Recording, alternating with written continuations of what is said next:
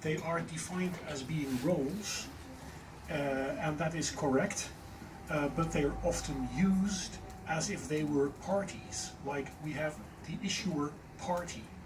And what I would like to stress is that parties play each of these roles alternatingly.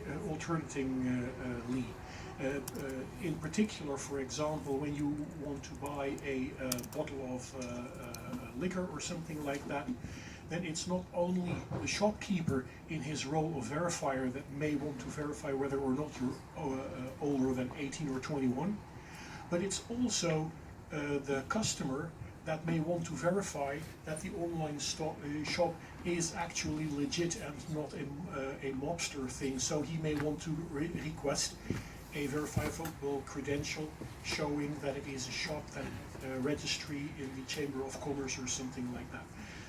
So they are all roles, and when reading documentation, and please keep in mind that parties, like organizations and people, are really different things.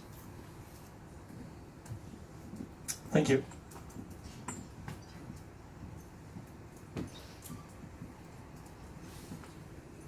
Thank you.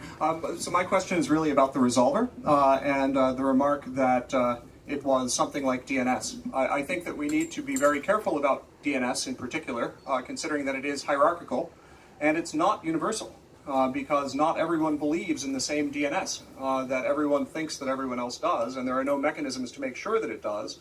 And indeed, it can be appropriated to block people from doing certain things. Censorship is commonplace because people use DNS identifiers in the hierarchy to know who is associated with a particular name. So if we want a resolver to be universal, it cannot be DNS-like. I think we can agree. So what is it? Knowing full well that we can't have identifiers, as Zooko Wilcox has pointed out, we can't have identifiers that are human readable, universal, and secure. What are we doing? Is there an answer to that question?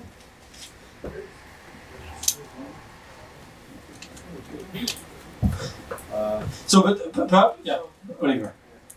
And then, so first of all, the Universal Resolver is more like a project which is developed in DIF, and its aim is to resolve any kind of DAD methods, because every DAD follows a specific DAD method specification which tells the verifier how to resolve the credentials needed to verify the message. So it's in this diagram, it's not necessarily needed, but it's a very convenient feature. And in regards to the comparison with DNS, because DADs rely on the DAD method and the DAD method specification, this is an open specification. Everybody can just implement the specification and would be able to resolve the DAD without having any sort of infrastructure in place, besides the target system or the blockchain where the DAD is anchored on. Okay, is there any additional comment on this slide for now? We are going to move on a specific example. Let's move on.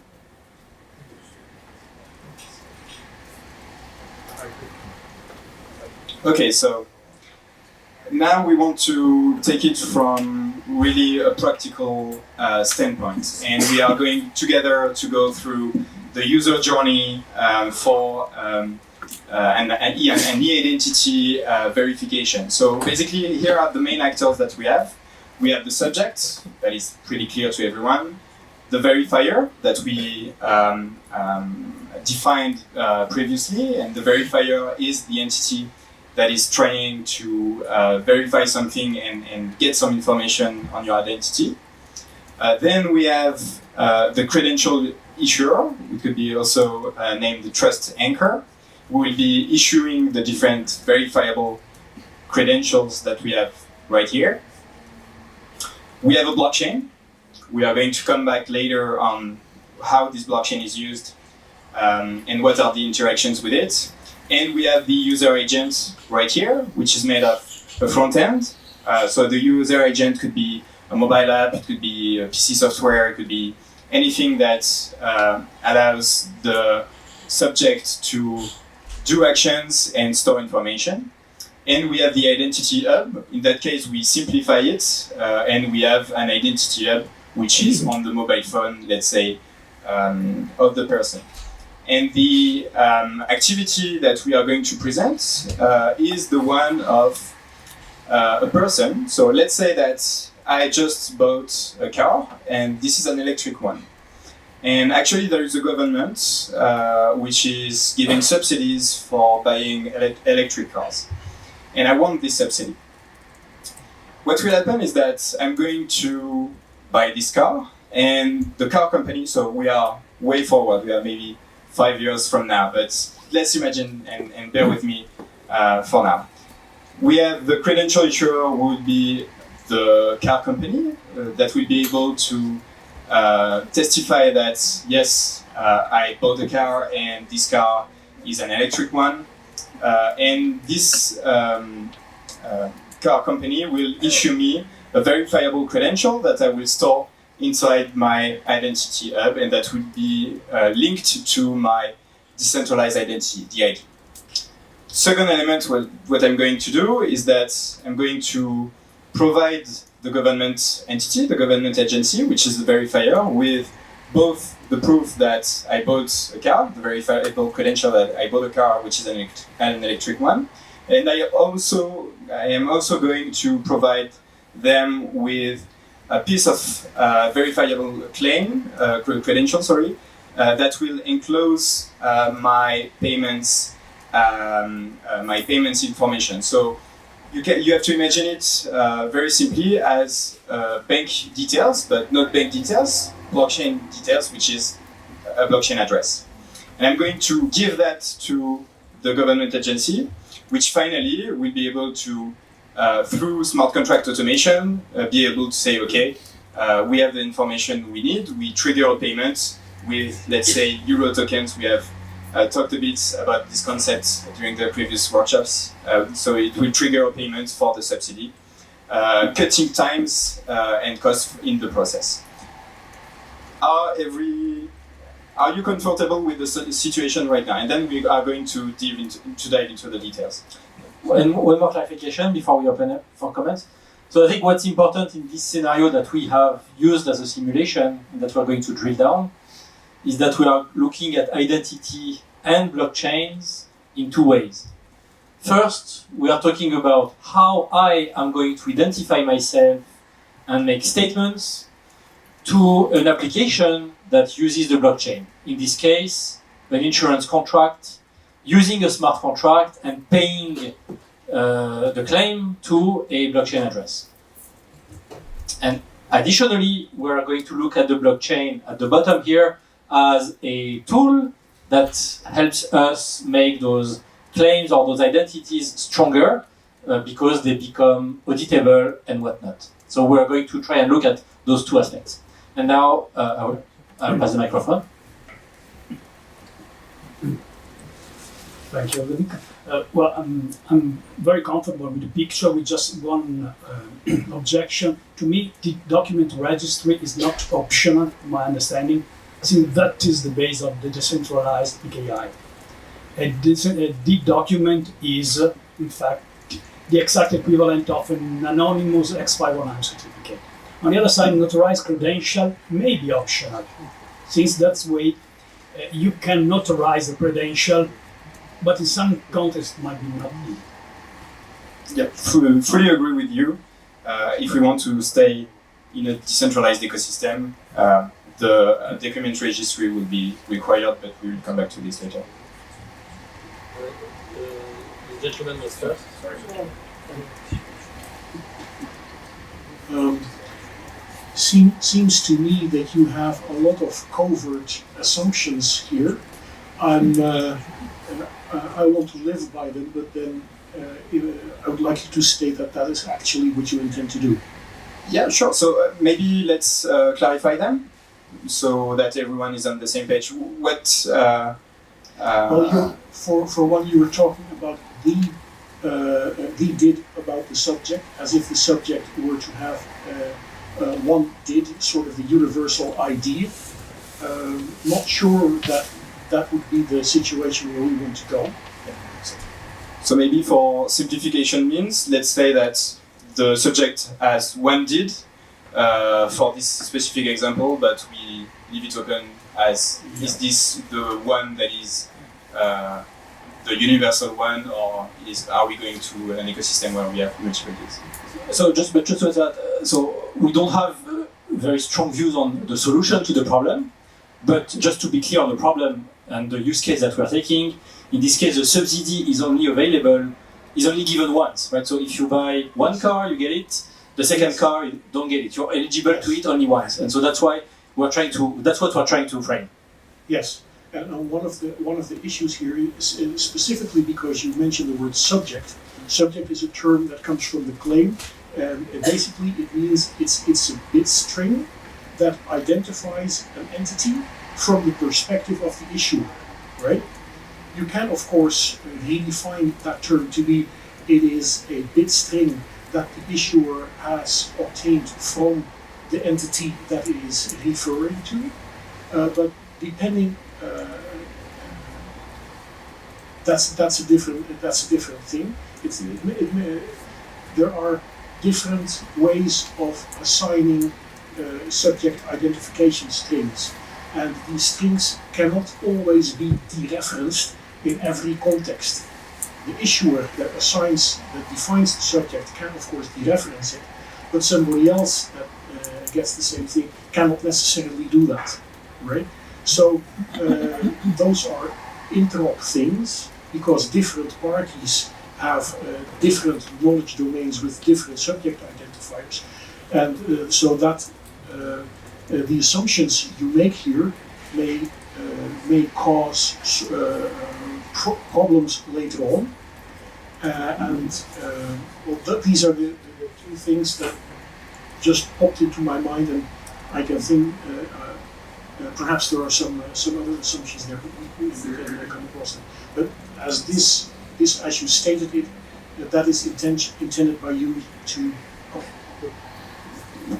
Okay. So thank you very much for the context. Sorry, Mania. I forgot about you. Okay, yes, comment about the use case. Here we are starting from after the user bought the vehicle. To me, it would be more interesting if we include the We are starting after what, sorry? After the user has bought the vehicle, has acquired the vehicle, and then it launches a request for a subsidiary for the right that has acquired. I think it would be more interesting, at least for me, that we start from the transaction with the vehicle.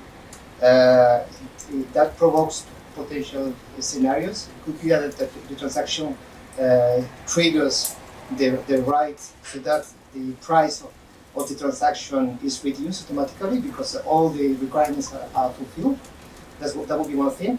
Another thing is that we talk about the asset, the vehicle, that is let's say the owner of the right. So it would be the asset that the token, the vehicle that has been transferred, that carries with it the right for the discount or a subsidiary, and then we should be transferring not only also about the distributed identity of an asset and not only of the end user. Sure. So on the first part, I think it's fair to say, okay, it can be either after the car is bought or at the same moment, and it triggers it at the very moment. Okay, totally fine. I don't think it changed many things. I think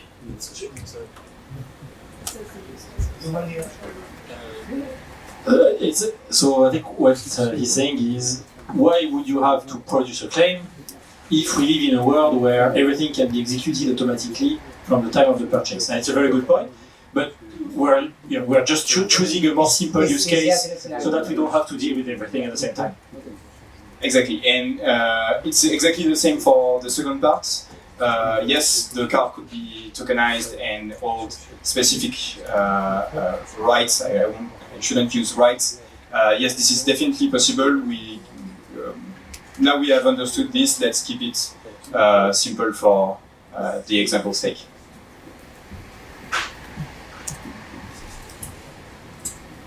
And this was just a response to the comment that came up about deduplication as a potential use of this. Deduplication, I think, came up a few times in the discussion this morning as well. And I just wanted to point out that it does not require strong unitary identity in order to achieve. You can actually, there are protocols, both electronic, such as Chaum's secure voting, secure anonymous voting protocols that can be done to actually take care of making sure that only one person, that each person gets something without binding it to that particular person, as well as even issuing physical tokens.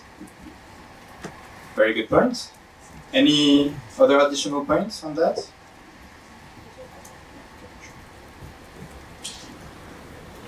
Okay, so maybe let's move on to a more detailed explanation. So if you are looking at the flows here from an identity perspective, let's forget a second about the blockchain.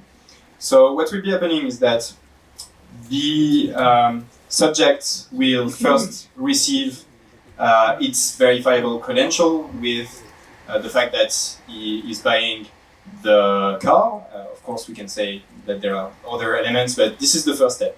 The credential issuer, which is the car company, issues a verifiable credential, and this verifiable credential is stored inside the identity hub.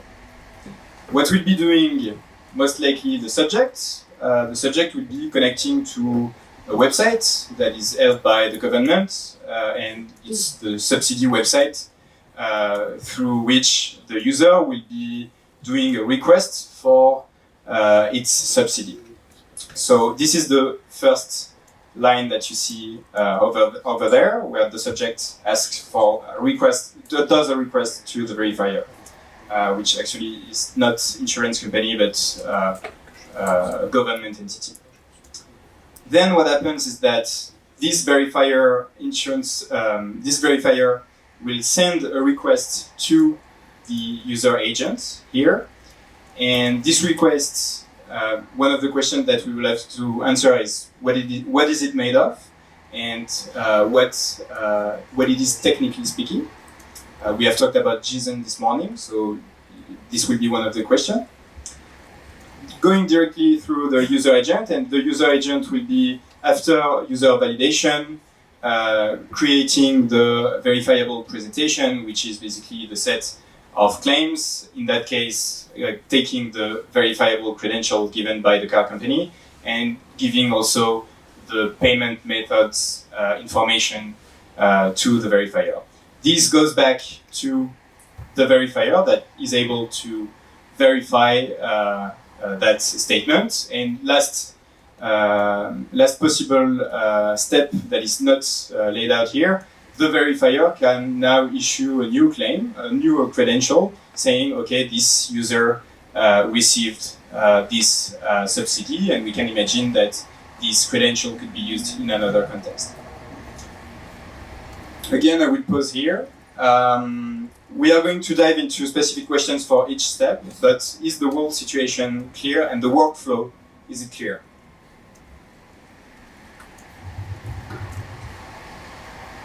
I wasn't expecting it to be clear, but... Just maybe one complexity. If the verifier, if you substitute an insurance company to a government in the verifier case, would you need a more strong identity level, or do you think that you can go with what we were discussing this morning with self-sovereign identity and self-issued attestations? Because I can claim I bought a car, and of course, I just bought probably another one. Sure. In that case, I think that the comment that was made just before, what we are trying to achieve is that each individual receives only one subsidy, so there might be multiple ways to do that, and this is more technical implementation choice. Yeah, my only point was it doesn't require unitary ID. That's all. For this specific case. Okay? Yeah, sure. One more comment, at least to me, I'm not an expert on digital identity, but To me, a verifier at the end of the day is a service provider that needs to validate an attribute from any customer in order to provide a service. So to me, it's more useful to call it service provider rather than verifier, because they are not verifying themselves. They're asking for a verification, but they are not doing any verification. But that's personal point of view. Verifier is the term most commonly used, so this is why. But you are correct. You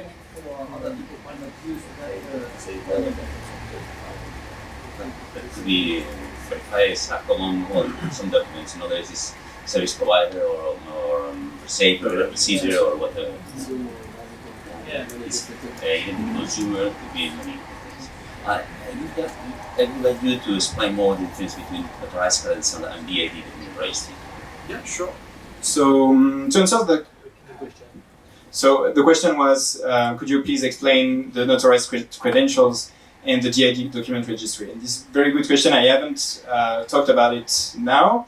And so, like I said before, the DID document registry is what is used as like a DNS, like a domain name system. And this is where all the DIDs will be registered, and what will be actually inside this DID document. I can move on to, yes, this is the one. Perfect transition.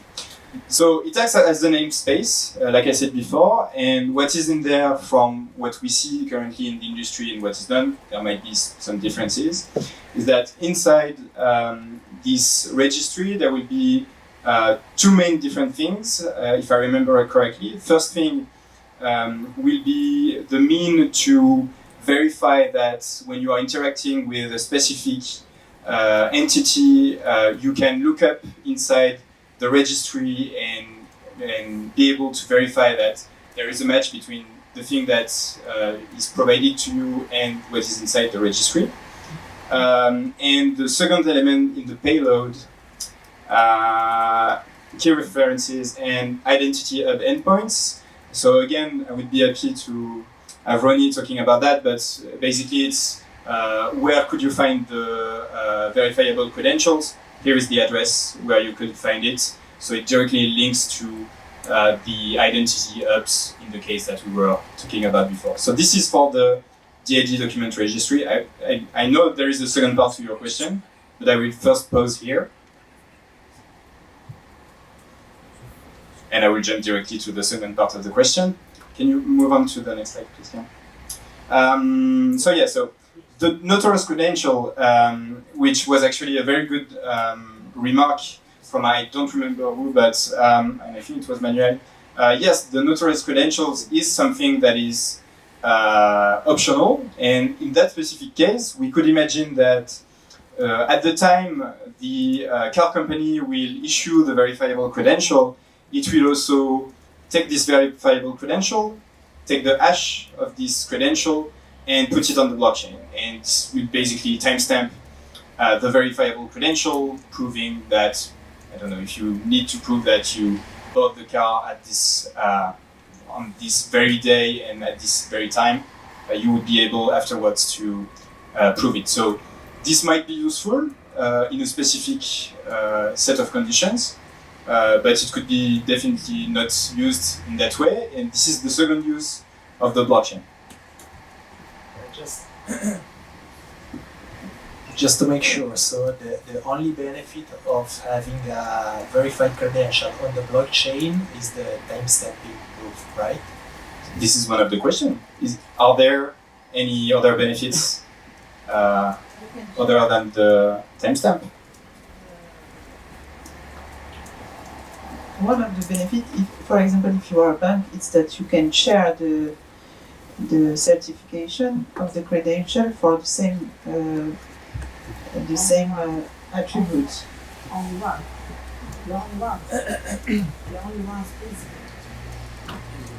It's useful for the only one's principle. Yes, it's that. Because, for example, we work on that on LabChain. LabChain is a consortium between Bank Insurance and startup that we launched in France. And if you can have the customer could want to open an account in a bank and an assurance in another firm, he will put an answer to question only one time, and after you can certify this data and decide that if you use it for a level 1 or level 2 or level 3 of certification. It's dependent of what you are doing in your firm, in your bank, and how you apply the KYC. But for us, it's the main objective of putting this information on the blockchain. Okay. So I'd just like to respond to that. I think it's really dependent on what this verifiable credential is about and whether it touches a natural person or not, just from the perspective of GDPR, and I think we don't have to really get into this because there's very much clarity on that. It's really personal data, and nothing goes against that, if it is including some attributes and stuff. What I would like to kind of put into context here is the once-only principle as a structural setting that allows different parties to have a shared data source that they can refer to. And this is fundamentally different from the concept of self-sovereign identity. So just to make this very clear, self-sovereign identity is about having the actual credentials stored with the individual so that the individual can make the choice to create a linkage. Here it's very hard to maintain control over who's able to know that there's a credential somewhere stored on the blockchain and actually have that decentralized access control to the credential set out in a way that is fully user-centric and controlled by the entity that it actually talks about. So in the general setting of self-sovereign identity, this is, it's a bit of a contested approach, I would say. Just to make these structural differences clear, because this very much caters to the old organizational approach to identity. So it's about having, for example, a consortium of actors being willing to share information about their customers. And they can use a blockchain to actually have that data sharing in place and also do some sort of control over that data sharing. But it's really fundamentally different from the approach of self-sovereign identity, just to really put it But the consumer, context. it's the consumer who put It's the consumer who put the data in and authorize the firms to use it. It's not the contrary. It's just if it's the Calm down. Everyone. Yeah, just be careful. No, but I mean, it's just wait for the microphone. That's okay. it's just I absolutely understand if it's the user doing that. The question is if there's an identity hub, for example, or an agent or whatever you call them, and or if there's a wallet. So whatever sort of client you might have, we usually call them clients, whatever kind of place they're living in, then this kind of interaction can actually be done in a client. You don't need to store the actual credential onto a blockchain, which introduces an incredible amount of trouble to your concept. And I guess Oliver wants to add on that. Personal data? Okay. So to clarify, I understand that the notarized credentials are not the credential, but the digital evidence of the credential. Not the personal data itself, but the hash or something like that. Okay. So I think that it is needed and it is very useful not only to verify the credential from the part of the subject, but also for the issuer to revoke the credential afterwards if it's needed. This revocation. And the DID document raising, from my point of view, is optional because, as far as I know, the credential are stored in the identity hub, so the user has the information and can send the credential, the real credential, to the verifier. And it's not needed to have a central registry. It could be useful in case of corruption of the identity hub or something like that, but it's not really needed. Yeah, so I will give you the microphone just to recap. So, if I understand correctly, the DID document registry is simply a correspondence table that associates an address, or so an unreadable string of character that acts as an identifier, associates that to an endpoint. So the actual URL of the user agent or the vault of whatever online services contain or are able to deliver the credentials that I have. So the DID document registry has no identity in itself at all. It's, as we said earlier, just a DNS, so just a routing table, except that it's not a DNS because it is on a public chain, and therefore it's not controlled by any government or anyone. And then when it comes to the notarized credentials, so I think that, yes, so just to, from a purely technical standpoint, if I get KYC by a bank and I want to use that KYC with a second bank, it's actually as secure for me to just ask the first bank to deliver a certificate signed cryptographically by them, saying I have KYC'd Ken, and to send that certificate by email or secure mail to the second bank. I do not need the blockchain at any point in time in the process at all.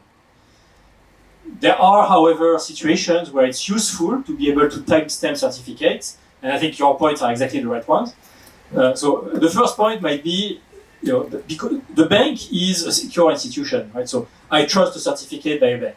But if it's a lesser, an authority that is less reliable, let's say, for example, I need to provide my pay slips for the last 2 years from my employer.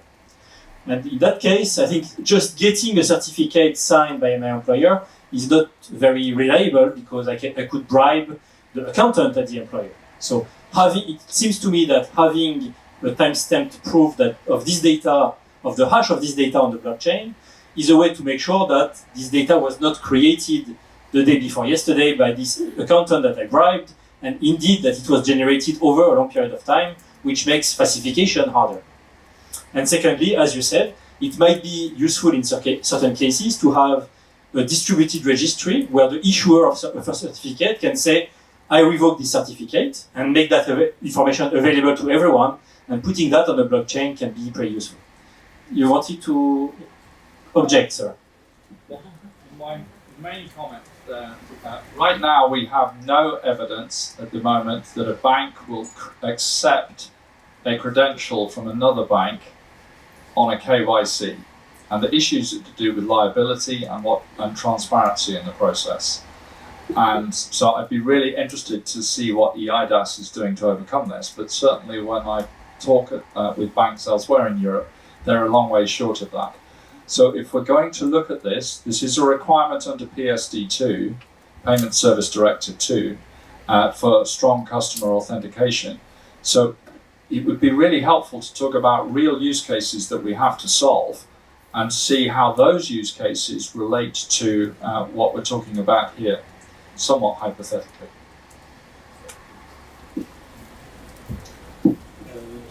If I may interject, I just had a quick question on the notarized credentials. I'm Arnold Ross from IBM, by the way. And it sounds like we have a hash of personal data stored in there, which, we had a big discussion on GDPR and blockchain, and it was stated repeatedly that hash of personal data is personal data and therefore should not be put on the blockchain. So doesn't that cause a problem here? I don't know. No. Sorry, I just want to make a step. So we never said that hash of a personal data is personal data. It has not been written anywhere in the court orders. It has been explained in specific situations that there are situations where hashed data is personal data. And in our report, in the report of the EU Observatory about GDPR, we have proposed a way to evaluate in what conditions hashed personal data is personal data. But so far, there are people who say it is, people who say it isn't. At the moment, it's really a matter of interpretation of the text. So maybe to complement what Ken just said, so here what will be happening is that you will have one-time hash that will be put on the blockchain. When you are talking about hashes and the GDPR, what is actually concerning is the risk of identifying patterns inside the blockchain and taking another source of information and recouping information and presenting the fact that, okay, this address, behind this address, it is very likely that it is this individual that is behind that. This is the risk. And this risk, regarding the framework that we proposed with the Observatory and Forum, we think that it would be preferable that in that particular case, it is considered that when we look at this hash, it's only a one-time hash, and then you can't analyze something that is only here one time. Where you could analyze hashes is, for example, if you have a data set and you replace all the attributes in this data set by the hashes of these attributes. So let's say I have information about the last times you went to the doctor. I have all this information, but I have only the hash of your name. I can have by other means information about when you went there and say that, okay, behind this hash, it's actually you. So this was really to clarify the situation. And regarding the statement, hash of personal data is personal data, this was stated for this specific case when we are talking about one data set where we replace attributes. And this is, as you can see, unless you have a different view, as you can see, this is a different use of hashes. And as we like to say with the observatory, it's not about the technology, it's about how the technology is used. So let's apply that to hashes also. Does that answer a bit your point? So what's behind the hash here? What is behind the hash? So behind the hash is personal data. No, here it's the proof of the change of the car. Yes, no. So sorry, I misunderstood you. Calculate the hash that's put in there. Yes, so you take personal data, you hash this personal data, and you put the hash of this personal data in the blockchain. And so this, and so okay, I didn't want to talk about GDPR, but let's talk about GDPR. So I was talking about the linkability risk, taking and analyzing data and from different sources to analyze this. And there is the second risk, which is the reversal risk. What is the likelihood that you are able to find from the output the actual input? And this is a second question. And what we say is that currently there is both interpretations are valid, as no court has stated on this point, and the Article 29 Working Party only stated on the first case and on the leakability risk. So just to keep the discussion going, Sir here was first. Okay. Sure. Then. I'd like to comment a bit on the benefit of having notarized credentials as there. Perhaps answer Patrick in a sense. I'm not all that good at banking, but I do know that notarizing credentials basically means that there is a credential that somebody adds information to, for example, a timestamp or something else, and then signs it in a digital fashion. The idea of adding, say, metadata about a credential is a very versatile thing. For example, you can have a credential of some organization that you know is a bank, but if you don't know it's a bank because it's foreign, then maybe you would ask a notarized credential over that credential stating that this is a bank from some country and you have this trusted party who knows about banks sign it. Or you can have, as a consumer, like I said before, you can ask the service provider to attest that it is actually a web server that acts on behalf of a party that has a registration in the Chamber of Commerce, which would require a notary credential of the Chamber of Commerce over the credential of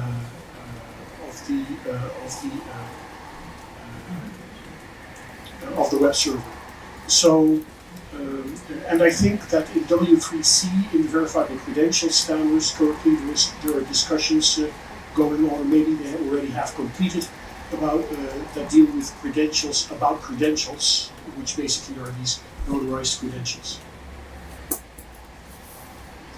Okay, so I was just going to answer the question in terms of the hash thing, because I think there are no standards currently in terms of what goes into the input to create a hash. But I think best practice is not to use an individually identifiable only one factor element as input to a hashing function.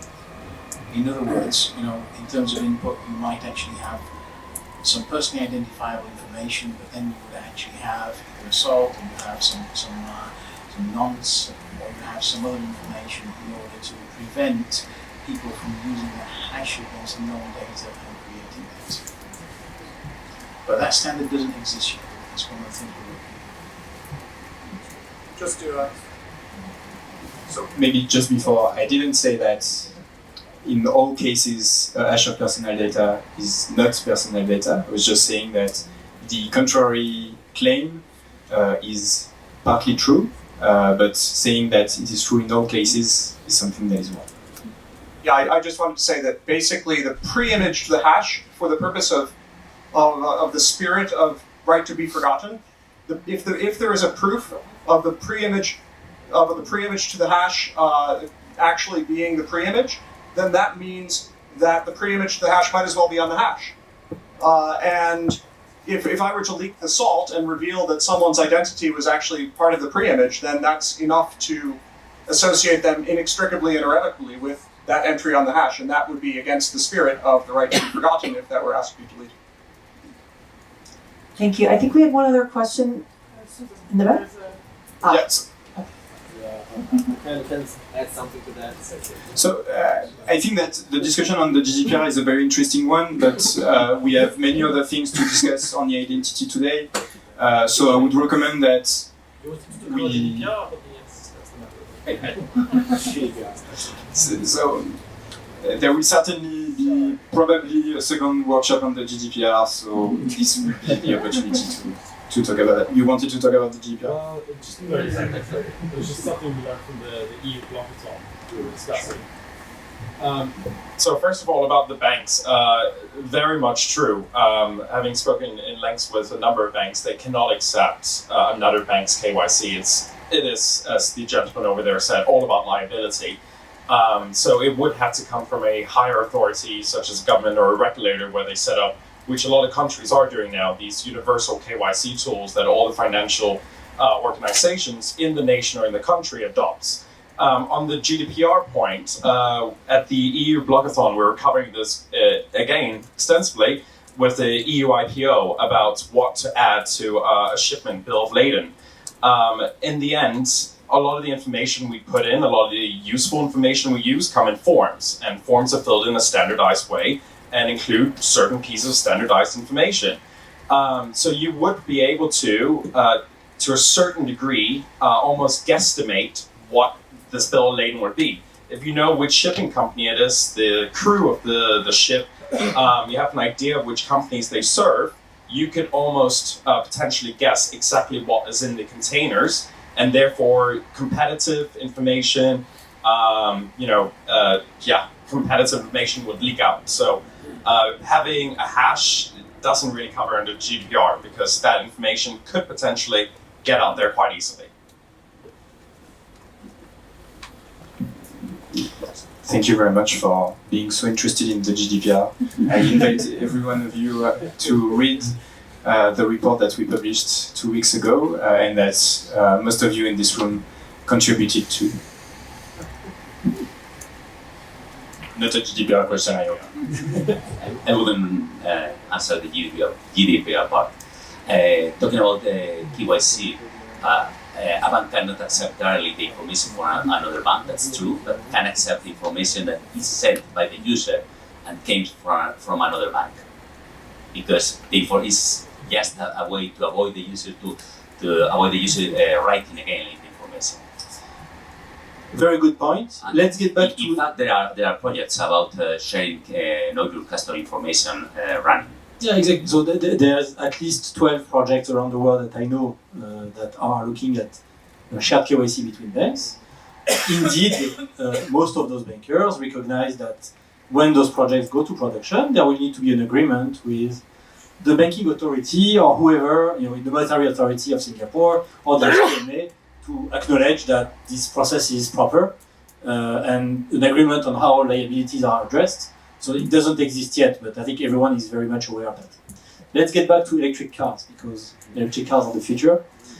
Ludovic, you want to continue? Yeah, sure.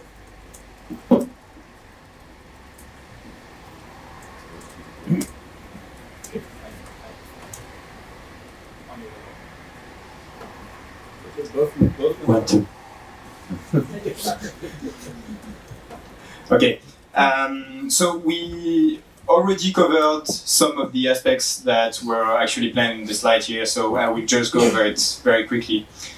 So step by step, verifiable credentials request. So these will enclose the verifier's DID as a means of identifying who is actually forwarding the request.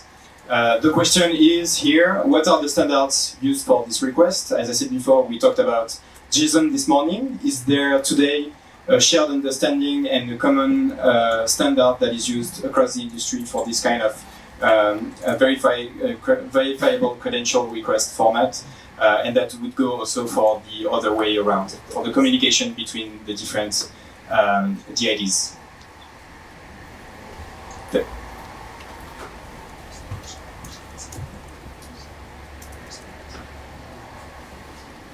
Yeah, that's what we talked about this morning. This is a very typical OpenID Connect use case, where basically you get redirected to the verifier. You have to be redirected because you might have to provide additional information at the verifier, which then does his job and comes back with a set of claims, assertion about the verification just did. So. But what I don't understand is this request from the verifier to the user agent, today, is there a standard way to do that? Or is it up to each application? This is what we call in DIF DID auth, so it's authentication, and we currently don't have a common standard for that. We actually DID auth is really just a concept that I think there will be. It's my interpretation is that we will have many different bindings, and one of them could be OpenID Connect. Yeah, we during our last calls in DIF, we identified that there is work to be done in order to be interoperable at this layer. Sorry. Just have to add. No.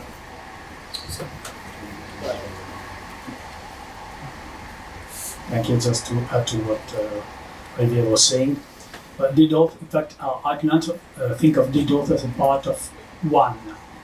As a user, go to the website of the verifier. He would probably need to present himself and being recognized. And vice versa, the user needs to be sure that the site he's going to will be the one of the government agency. This is what we nowadays do with TLS certificates, HTTPS, which is based on traditional, say, PKI. As for point 2, verifiable credential request, my understanding this is what is normally considered as an agent-to-agent communication, since it's expected that the verifier itself is an identity owner, as well as the issuer and the subject. So the verifier will have an agent acting on his behalf. And in the verifiable credential model, there's this concept of agent-to-agent communication, which, as far as I know, is in a pre-standardization area, in the sense that there are activities going on. I know that Hyperledger Indy is working on this and trying to push for a standard, but it's not standard yet. That's what I'm aware of.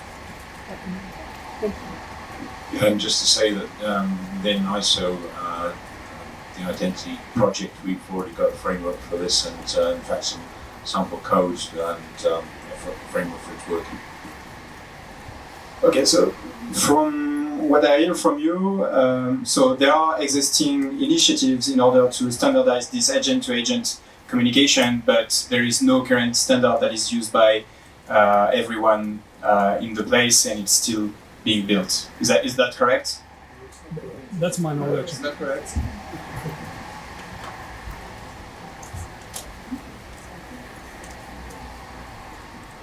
In order to make the point, I have to break it open, how actually this transaction works. So basically, the first step, the user, for instance in the browser, is redirected to the verifier. Now he does the action of basically authenticating himself, And so typically in the request there is the redirect URI, where basically a code, that's how they call it, is a code that is being sent back to the user agent. And now the user agent actually has to do a call to do what is called the token issuer. And he sends basically the code to the token issuer and retrieves a verified claim as a result of the response. So this is not a redirect, and this can be a backend call. It's just a request to the token issuer of the verifier, and he received the verified claim. So it's not like the verifier that is pushing this back, it's an impulse of the client that is requesting the claims. Yeah, but so still, correct me if I'm wrong, but so today Microsoft, Uport, Evernym are all building user agents. My understanding is that if you want to interact with those user agents, you need to read the documentation, and so they each have their own APIs and documentation, and you need to read them all if you want to be able to operate with all. Is that correct or not? And it's not a bad thing. I mean, that's how innovation works, right? But that's how it is today. So I think that Uport, Sovereign, Microsoft, everybody has his own methodology or means how to do the authentication. So what we heard before earlier was the OpenID Connect flow. So you could definitely use OpenID Connect and then have an SSI scheme to authenticate within the OpenID Connect flow. You could definitely do that, and also I think it's a good idea to have an OpenID Connect binding for DIDs. But the current state is that all these SSI vendors are not interoperable in regards to step 2 and 4. Okay, so very last points on this. We have many other aspects to cover. So if you have a last point to make. We are also working on that, and our point is that very fair credential requests should be aligned with very fair credentials. So asking for the list of credentials that you need, and probably the point here is also to be open to many naming of attributes schemas that are, in our view, our interpretation of the ID covers that multiple standalone naming of attributes. So I had a conceptual doubt. When you ask for the validation of a credential or a verifiable credential, you don't go down to the issuer of the credential or to the common source of truth from the blockchain, because I think you are depending on the good behavior of the identity hub. It could be that they are manipulating the certificates that they have on the behalf of the user. We said that that could be even something that stays in the mobile phone of the end user. So are we not going down to the No, here the flow stops to the, maybe it's a simplification, I don't know. But here the flow stays at the identity hub. It doesn't go down to validate with the certification issuer to see if the certification is valid or not. But there might be other architectures to do that. The one that we have tried to start with here, which might be incorrect, is based on this concept of self-sovereign identity, whereby you are in control of your certificates and you choose or not to disclose them to people who request them. And those certificates, of course, are provided by third-party authorities, and someone can check with those third parties, but as a first step, you are the one who decides whether to share it or not. Yeah, but I can share manipulated certificates. If nobody is controlling my certificates, I could share manipulated certificates. Unless that is directly linked to a common repository or to the certifier or the issuer of the certificate. And when you request, then there's a link to that issuer or that common repository.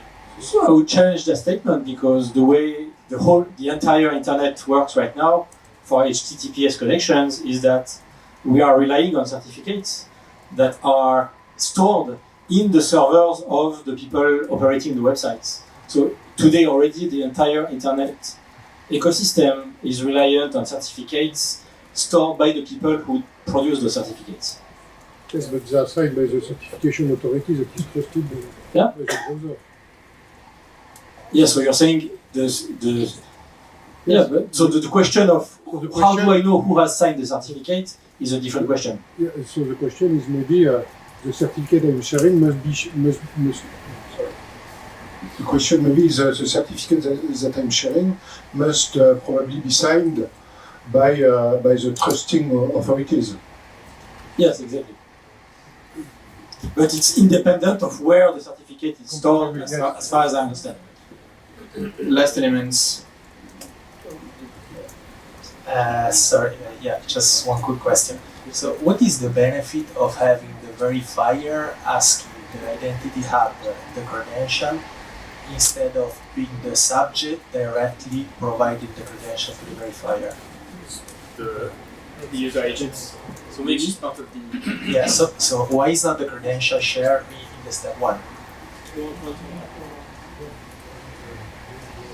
So his question is why, in this scenario where we want to get this subsidy for electric cars, why would the subject not transmit the certificate in step one when he's connecting to the website of the subsidy agency? So if you don't want to answer, that's fine too. Just the question is whether the subject knows which of these verifiable credentials it has to send to the verifier that needs to be verified.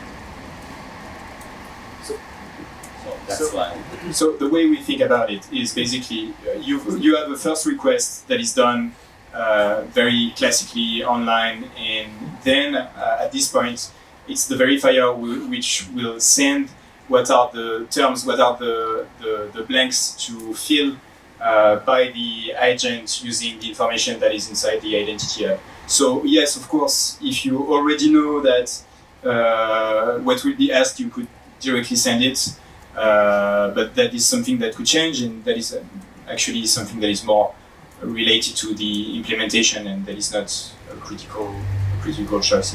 Both options are valid.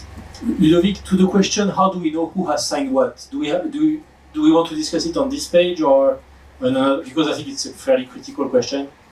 We can discuss it here. Yeah. So I think I'd like to follow up on your point. So let's imagine that, and again, so I understand that step 2 needs to be refined in how it's represented here, but then in exchange of step 2, the verifier, the government agency, will get in some shape or form a certificate signed by the auto manufacturer. And so the question is, in the current thinking of those different working groups, what's the thinking in terms of how will I know that it is indeed Mercedes who has signed the certificate? Where is that central registry of certificates and identities going to be stored? Is it going to be operated by the European Commission or by someone else or by various consortiums around the world? What's the thinking here?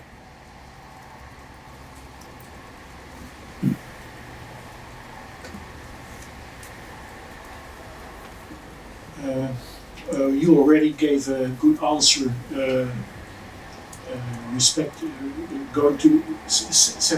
trying to set up a registry in the European Union which is controlled and has the good legal backing. Having said that, the assurance of there are other ways as well.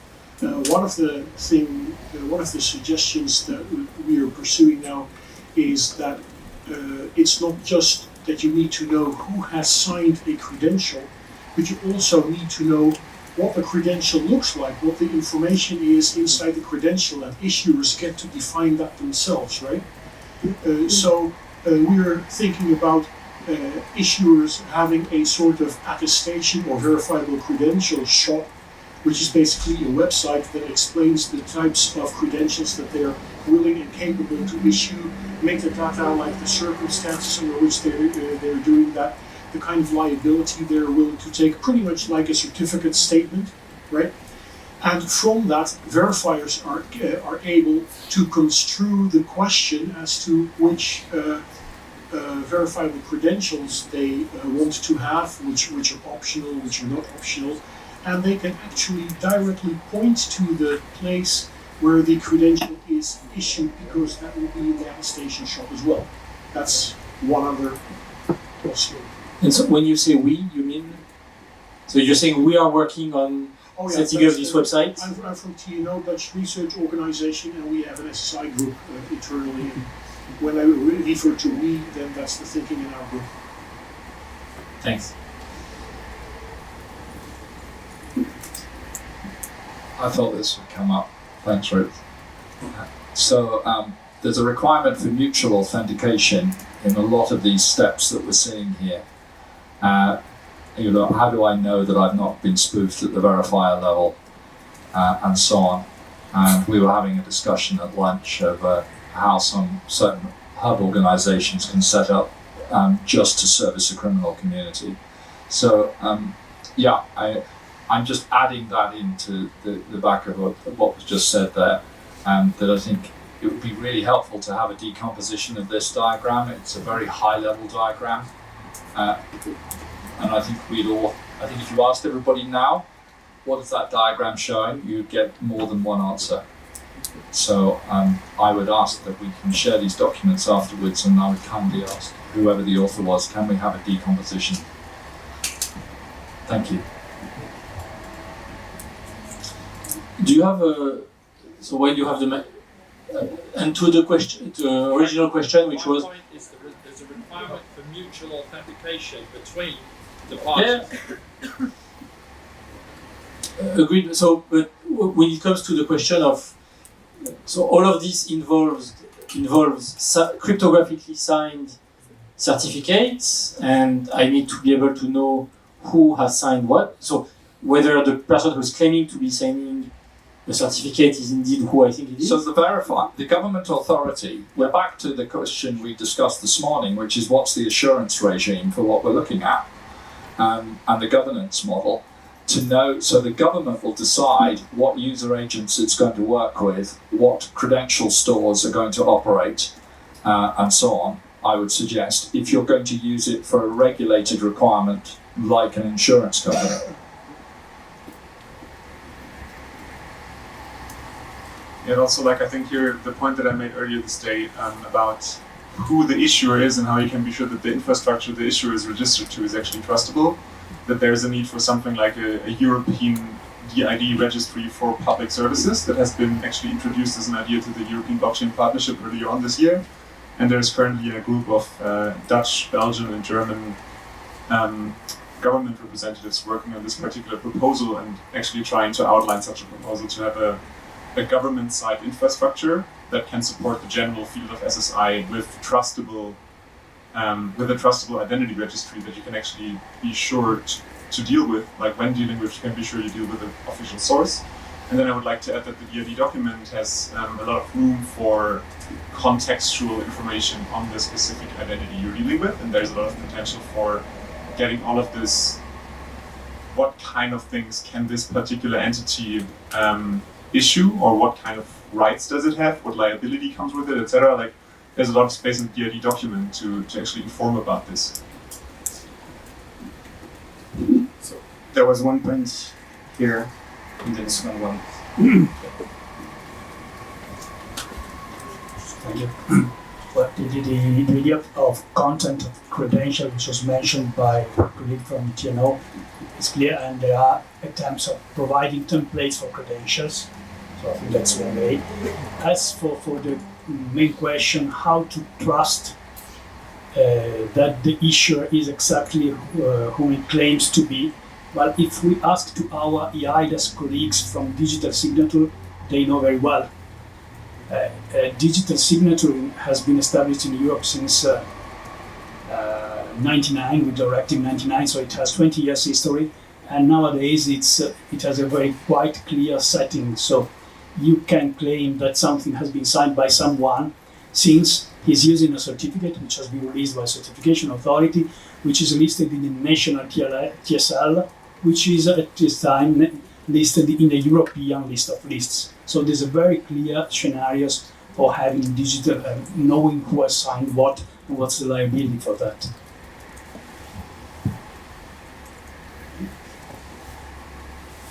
I just wanted to comment on Patrick's point on mutual authentication. So the way I look at it, we basically already have mutual authentication because each user agent has a private key, and you can actually sign the request to the verifier in order to identify basically the user agent, because it can check with the public key, which is on the document, that this is really the same entity. If you talk about mutual authentication over SSL, then this, I think, is not scalable for normal users. You could do this in closed consortiums and specific projects. You could rely on that, but not on the wide audience. That's simply not scalable. I completely understand. I think we're going to come back to the challenge then. Thank you. Then the next challenge comes is who issued the private keys? And what was the governance model around that? So all we're doing is unpicking the trust model that needs to exist as part of the governance framework. Yeah, but that's where the registration of the bids actually comes in place. It's actually itself created, and so on top of this transaction, we're probably going to use, let's say, a government EID. If this is a government service that's going to give you verified claims, then you're going to use another kind of credentials to basically authenticate them. You have to, because that's the protocol that they have defined. Okay, thank you. So maybe one last point on that topic, and then we will move on to other questions. Yes, I just wanted to add on what Lucas said. I mean, the problem is already solved.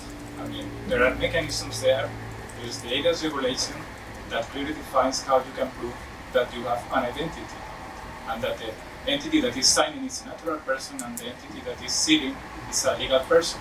I mean, they are already in place, they have full value, they are qualified, and you may want to use them or you may not want to use them because they are not mandatory, but I mean, you don't need to look for anything else. I mean, the problem for knowing who is behind is already solved. So ADAS related questions are accepted.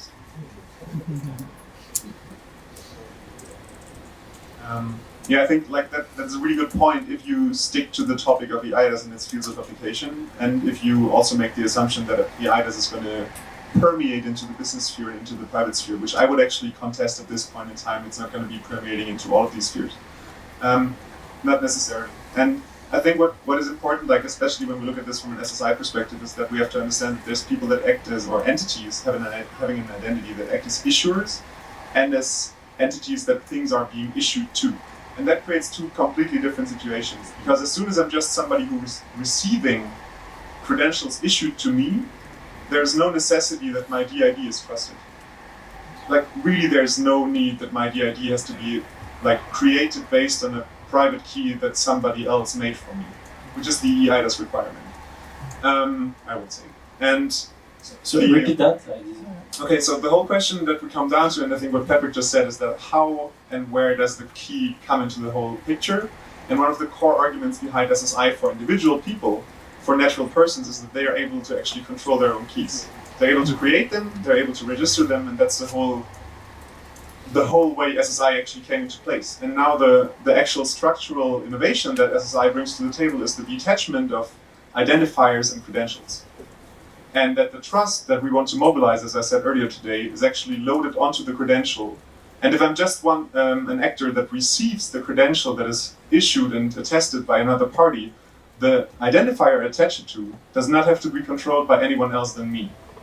And that's actually the thing that SSI brings to the table. And I think we have to really see that as a fact. And only as soon as I want to act as an issuer and issue something to someone else, from that moment onwards, it actually becomes an important question what my private key is and how I created it. And then based on that, when I issue something, how much that issued statement can be trusted into by whatever party receives it, just as a clarification on the different roles existing in the game. Yeah, so I think that's So determining that a verifiable claim is indeed reliable is the center of the problem, if I understand correctly. And I hear in this room that some people are saying this problem is already solved, others are saying it's not solved. Just looking at this from taking a step back, it seems to me that if we are waiting for EIDAS to solve the problem of how I'm going to prove that I bought a car, how I'm going to prove that I went to a store to get loyalty points, and all those applications of blockchain, we might wait for a while. And so I think that it seems to me that there is still a good rationale for this group and other participants in the ecosystem to figure out a way to move forward with those verifiable claims without necessarily waiting for a single solution, state-sponsored, to solve every single problem and every single use case.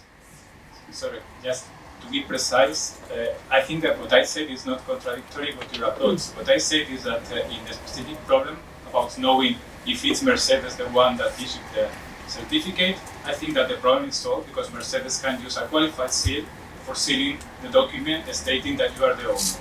That's my only point.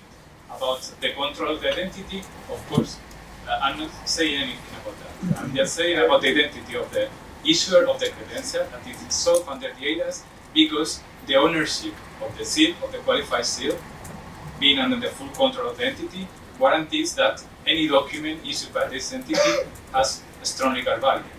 So I think there was something very important here. Can you maybe re-explain it, maybe in a simpler way, so that I and maybe some other people in the room could really understand it? Just go again, Yeah. please. So basically, the problem here is, as I understood it, is that there is a sort of questioning about what is the value of the credential. In this case, the certificate about the ownership of the car. So you can trust the certificate, it has been issued by the manufacturer. In our example, Mercedes. Okay, so the question is, how do I know that this document was produced by Mercedes? And that is solved in the digital world by means of the trust service provider. Because the trust service providers under the legal regulation have the obligation of verifying the identity of the legal persons before issuing the means for signing or sealing. So who is the trust service provider? So you mean it's any company? It's a company that is regulated by that is regulated by government agencies and is regulated to make sure that when asked to authentify a signer, it does the job properly. That's what you're saying? Yes, sorry, because maybe I took for granted that these concepts were known. So basically, a trust service provider is an organization, public or private, that operates in a market, in an open market, and provides trust services related to the verification of identity. If they are qualified, they are supervised under special requirements. If they are not qualified, they are also supervised. There are supervisory bodies in each of the member states, and if you are qualified, you are in the trusted list of your country, and then all the trusted lists in the countries are in the list of trusted lists that is published by the Commission, is public available. So you can check there who has issued the certificates that Mercedes is using for sealing the document, and then you can be sure that the document was, sealed by Mercedes, right? Thank you. I think it was important, so thank you for re-explaining.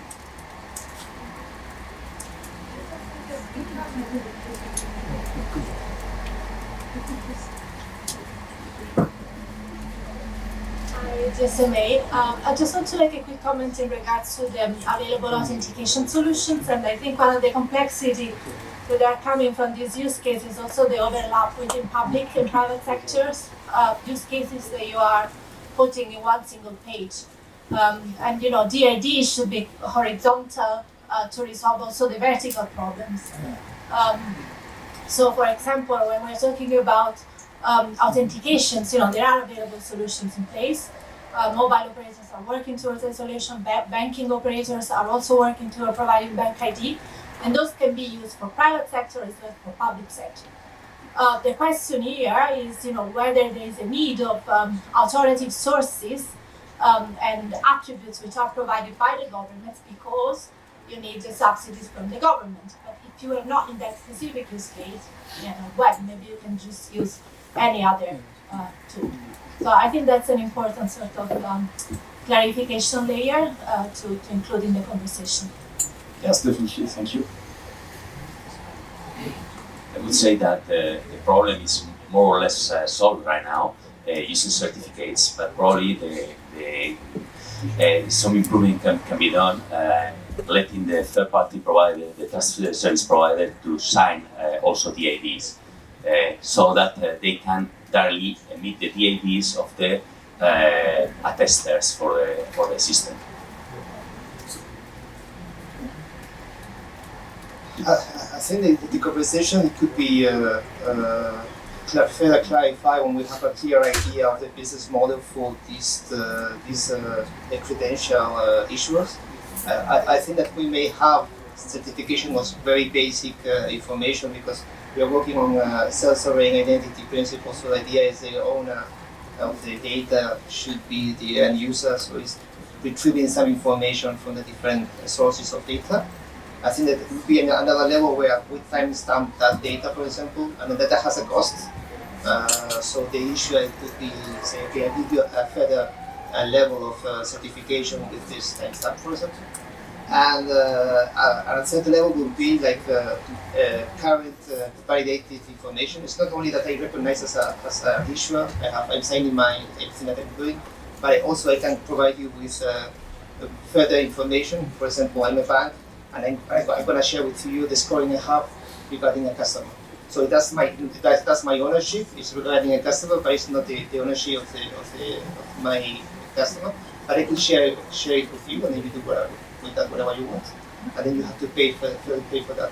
So when you have a scalable business model like that, I'm not saying that that's the business model that will be implemented, but something like that, I think it would be easier to have a stronger requirements of recognition of issuers and also of validation of the information they are crediting.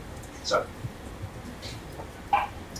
Okay, thank you. So I think that we covered kind of extensively this question. What I hear from you is that there is still an ongoing debate on whether or not the solutions that are currently existing are viable or not, or sufficient for this case. Just want to move to other questions. Sorry, Ken.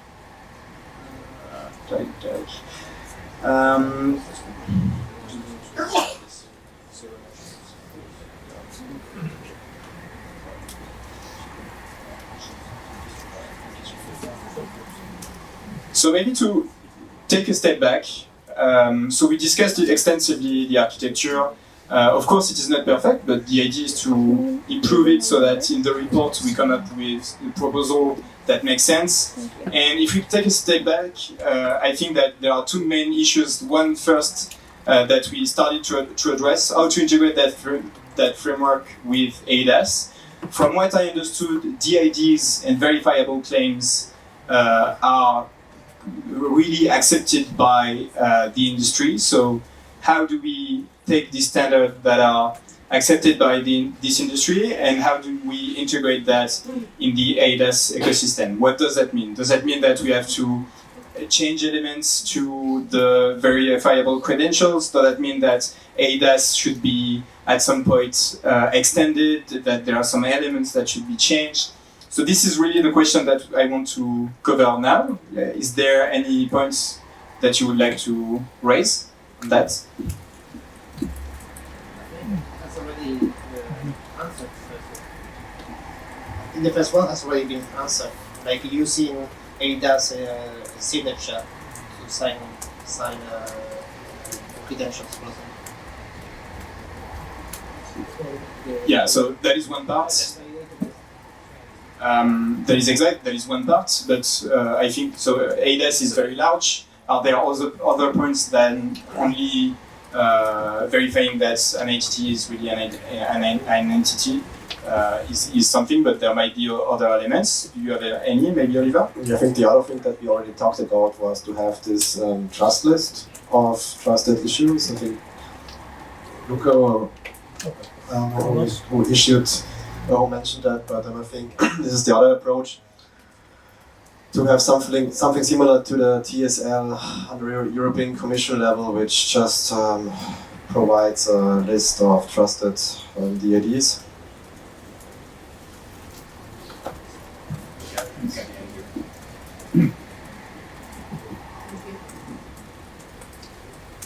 Yes, I think many answers have already been provided.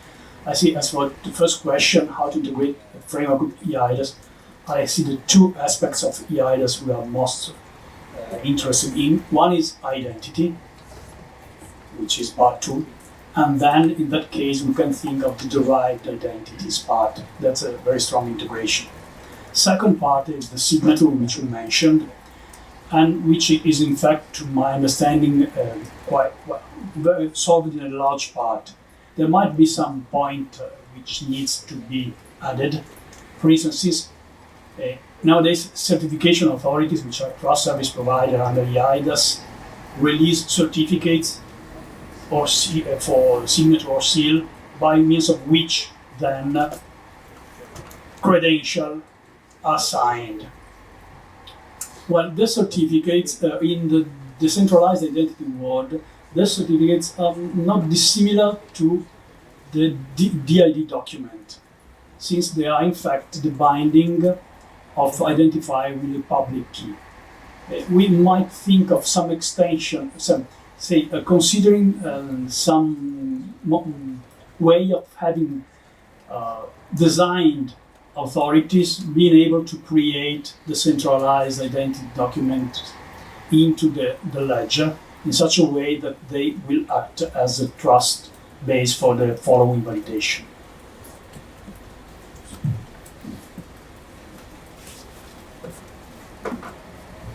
So another aspect to that in terms of the role of the government, I think, is we need to find a way to force local authorities to deliver certificates when we need them to do so, I would assume. So for example, if I need a certificate to justify that I live at this address, and I need that for the purpose of interacting with blockchain-based applications, there needs to be a way for me to force the telecom provider or the electricity provider to deliver those certificates to me, and probably, unless they are forced to do so, they will not have an incentive to. Has anyone thought here about this ecosystem of local certificate authorities that might be leveraged to generate those claims for people? Basically, governments are organizations whose core processes is to make administrative decisions. In order to make an administrative decision, for example, issuing a parking permit or an environment permit or doing a marriage or whatever, requires information. Currently, many government organizations have IT links to all sorts of other systems, also from within the government. And I think they can save a lot of money if they no longer do the filling in of their forms by hand, as it is currently practiced to a large extent, but rely on the fact that their citizens may also have an app that can sort of attest to the stuff that they that has been done before. For example, if I come into municipality, I have to register there, and as a result of this transaction, the municipality can issue me the credential of being a resident of this municipality, which I can then use when I ask for a parking permit. So every time I do business with the government and they attest to the results of that, they provide me with all the information I could possibly need in other transactions of the government as they ask government-related information. That saves them a lot of hassle by their citizens. Now it costs me a lot of time in finding all the information that I need to fill in the forms. I have to make PDFs. And also all these PDFs and the other forms have to be checked manually and everything. So there is a time benefit, there is a monetary benefit. I think the use case is quite self-explanatory. Yes, so if I may add to this. So, I mean, I don't really understand this notion that we have to force the government. I have actually had the chance to talk to some government agencies that manage national registries, and they are very keen to get on board with those systems. And they see that as part of their mission. They keep, trying to provide new public services for the citizen, and it's just the next step for them. If there's anything that's represent a challenge, I would say at this point, is somewhat of the lack of standards. We've talked about this earlier. I'm not going to get back into this, but even though there's plenty of work underway, the reality is today there's no real standards that administration can feel comfortable relying on. Another aspect I wanted to bring back up to is, for instance, the Sovereign Foundation has anticipated, is discussing, it's not set yet, but they have played with this idea of trying to insert in the system a way to monetize the issuance of credentials. Because in a sense, even when we talk about the KYC use case, companies could save a lot of money by speeding up the process of verifying the identity of people they are dealing with, their customers, right? And so there's real value associated with those credentials. And so there is technical challenges to actually enable the payment of those credentials, but intrinsically in the system, there is value there that can be monetized. And so these are things that are still being investigated, but I think will eventually come up. Sure. So maybe to answer that point, I think that of course the idea is not to force the government agencies to go that way. I think that the vision that was shared here is a vision about why it is useful, and I think that this is something that is understood by the different government agencies. But the question really is yeah, okay, we all understand that this is useful, but how do we make it move forward? And one point that you were addressing is that maybe the standards are not here yet. So this is the first question that we have to answer here, and then how to make this move forward and incentivize everyone, and either that being done through regulation or through directives or through any means. And this is what we would like to have from you today. So it's me again. This time, I'm from the Trust and E-Government unit. Now I'm talking with the E-Government hat. Okay, and so, governments in Europe are quite highly digitized, and they are already issuing credentials in electronic format that you can present and you can use. So the challenge here is to transform these credentials into some specific formats that can be reused under the concept of self-sovereign identity. And this is why what was mentioned before about the standard is, for me, the key, because governments are already doing that, but they need to know which standards, which formats of information, which sort of information is going to be demanded in order to produce the right certificate. So if we want to present a certificate of address, then we need to know which attributes need to be in that kind of certificate. That's for me the key point, because once we have them, governments will be very willing to do so, because for them it's quite easy. They have already the data in the databases, and they just need to produce a new format for the information. I think.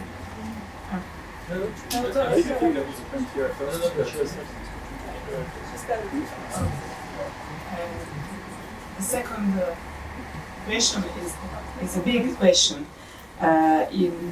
In some country, we have public registry, and other government entities must pay to access public data. So I think that technology is fundamental to simplify the access to data. But we have just now technology that can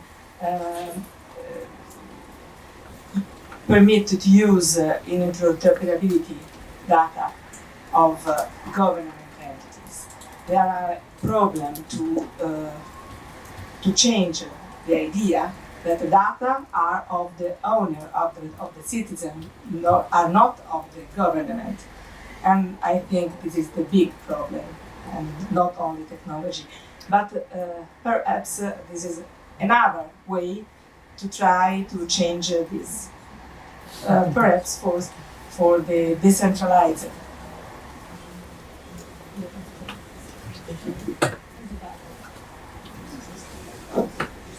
So, in the Holmes report that I put up in one of my slides on my introduction, we have identified £500 million that can come back to the government in one specific department, just for banking KYC in 1 year. So the financial argument is very easy to make. The second thing is that in the models that are being developed at the moment, the user gets paid for the use of their data. And that really motivates the users to ask for the services, not the service providers, the users to ask for the services. The third thing is it's not purely an SSI play. So the technology that's being used in here is actually geared around different models, one of which is SAML based, one of which is ZKP based. And at the moment, we're considering how to take that forward in the World Economic Forum, known traveller digital identity. So this is cross-border. The Dutch government is one of the participants in this. So this is crossing borders without needing to have a passport. And so once you start to have some of these capabilities at high assurance, you can reuse that trust at lower levels of assurance very quickly. And the one thing I haven't heard today is we've not talked about trust reuse. And this is really important for the commercial argument. May I suggest there's a totally separate discussion around the business case for this, because we haven't had that today.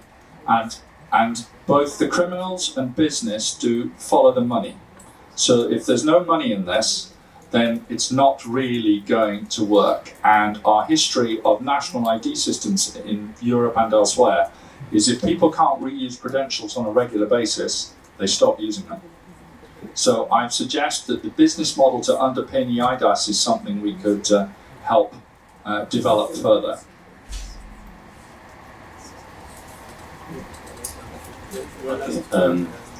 I would say that regarding the incentivization to government, it's very clear that they are going to do that because it's an easy way to do things. For companies, I think that it's very clear that consuming attributes has clear advantages. The only problem is how you incentivize companies to issue attestation and with a level of assurance makes them more useful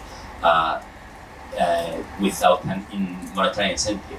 Or the other part is where the liability of this issuance of attestation lies. If it is on the company, there is a risk.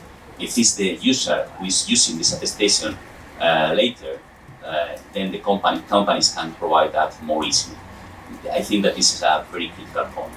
And about the eIDAS, I think that eIDAS regulation, the detailed eIDAS regulation, the decisions and so should be adapted to this blockchain infrastructure and technology.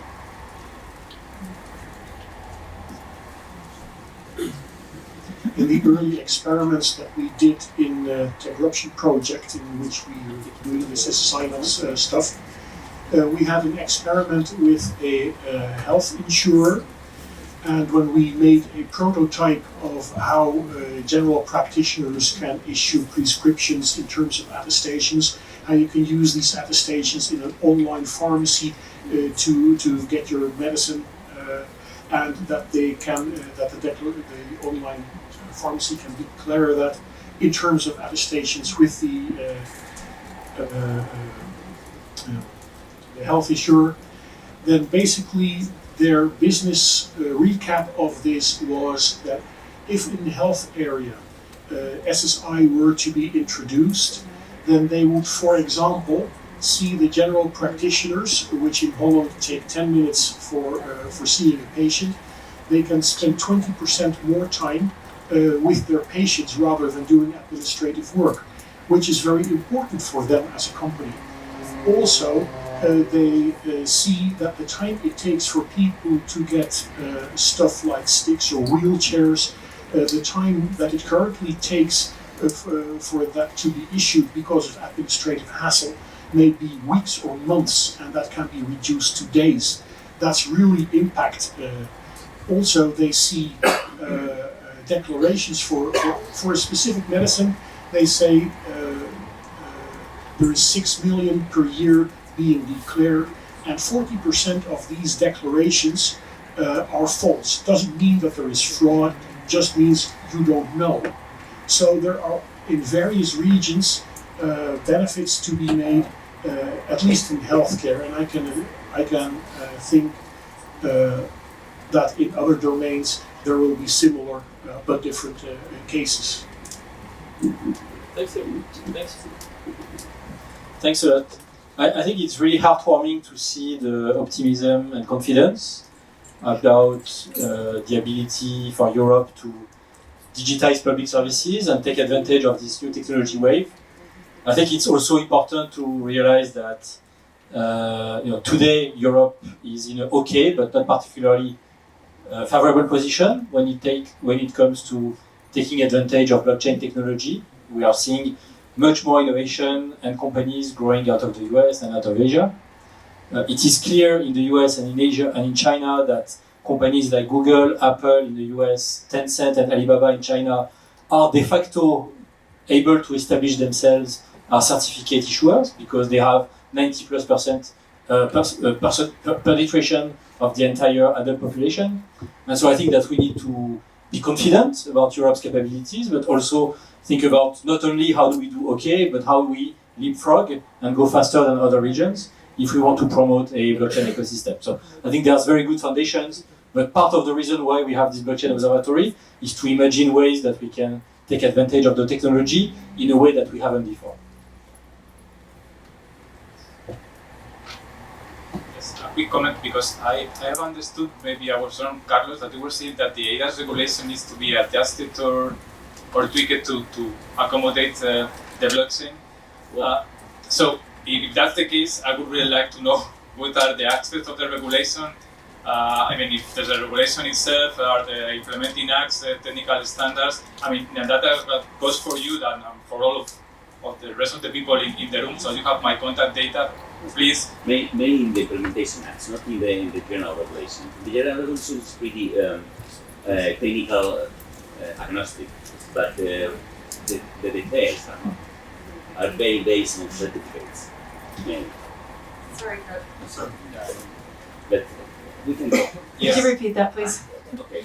Well, I said that I think that is in the detailed regulation, in the implementation acts and so on, because the overall regulation is pretty technically agnostic, but the technical details are not. All these technical regulations are not agnostic, are based on only on certificates. In the case of blockchain, for example, there is a couple of private and public key, but there is not a certificate as B509. But there is the same concept. So it should be or interpreted as a certificate or open to that. And in the area of Stork, this international the implementation is based on SAMR, and probably this means that we have to make a translation from other formats to that format, or could be the regulation could be open to new formats that are easier to use based on DIDs and credentials and so on. Okay, I think that some of the issues that you have raised are already covered in the regulation, and it's a question of interpretation and understanding. But anyhow, please, all of you that have questions or may think that the ADA regulation is somehow preventing, the uptake of these kind of solutions, you can contact me, and we will be very willing in our unit to work on that, because we thought that with the ADA regulation we were creating a sort of a trust framework that could act as a foundation for all of this, and we really are very keen to make that happen. So completely agree. Yeah, just our minor details that could make easier to be sure that our implementation is compliant with the ADAS. Thank you. I'll be right back. Thank you. So Patrick raised two very interesting points. I think we should respond to them. One is about the reuse of identifiers and whether there is a perceived benefit of convenience. I think we should ask the question of whether the reuse of identifiers is what gives rise to the linkages between individuals' activities that is de facto the surveillance that undermines their privacy. So that's number one. And number two is the idea of using high assurance identifiers or credentials, high assurance credentials in lower assurance contexts, whether that's a good idea. For example, if a big tech corporation asks me for my mobile phone number, is there a benefit to me for providing that? And is there a benefit to me of providing a government-issued passport or birth certificate when I don't need to use that? It is arguably we should ask the question of whether using a high assurance identity in a low assurance context undermines individuals' privacy in those low assurance contexts directly, and if so, whether that mixing of those different assurance levels is appropriate.